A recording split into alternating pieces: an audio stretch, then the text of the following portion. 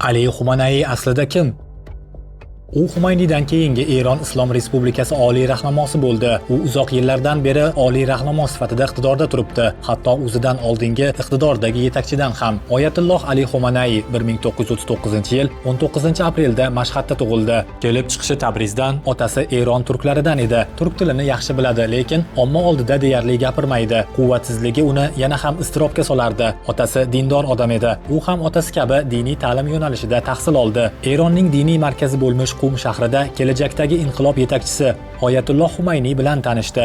Xumayniy Parijda surgundalik paytida inqilob g'oyalarini yoyishda faol ishtirok etdi. Shoh rejimi uni 6 marotaba hibsga oldi. 1979-yil nafaqat Eron, balki Xumanayning hayotida ham chinakam inqilob bo'ldi. Shoh ag'darildi. Xumayniy surgundan qaytib, Eron Islom Respublikasiga asos soldi. 40 yoshida u inqilob kengashida ishladi. Parlament a'zosi bo'ldi. Mudofaa vaziri o'rinbosari lavozimida ishladi.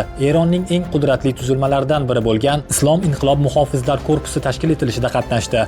1981-yil Xumanayga suiqasd uyushtirildi. Masjidda va'z qilayotgan paytda mikrofonga o'rnatilgan bomba portladi. Og'ir yaralangan Xumanayning o'ng qo'li falaj bo'lib qoldi. Suiqasddan 4 oy o'tib, 95% ovoz bilan prezidentlik saylovida g'alaba qozondi. Xumanayning ilk prezidentlik davridagi 8 yil Iroq va Eron urushi bilan o'tdi. 1989-yilda Xumayniy vafot etdi. 49 yoshli Xumanay uning o'rniga oliy rahbar etib tayinlandi. Ammo Xumayniy asos solgan Eron Islom Respublikasi boshqaruviga yetarlicha diniy ulamo bo'lishi talab etilardi. Xumanayning bu lavozimga loyiq bo'la olmasligidan xavotirlar bor edi. Shu sababdan bir kechada Oyatulloh unvoni berildi. Tanqidlarning oldini olish uchun konstitutsiya ham o'zgartirildi. Rahbarlik muvozanatini saqlash uchun prezident vakolatlari kuchaytirildi. Xumanay davrida Yaqin Sharq urush maydoniga aylandi. Eron islom rejimi uchun AQSh va Isroil buyuk shayton sifatida ko'rildi. Xumanay davrida Eron AQSh va Isroilning mintaqadagi ta'siriga qarshi qarshilik harakatini tashkil etdi. Livandagi Hizbulloh, Yamandagi Husiylar, Iroqda Shia milislari, bularning barchasi aynan shu qarshilik harakati doirasiga kiradi.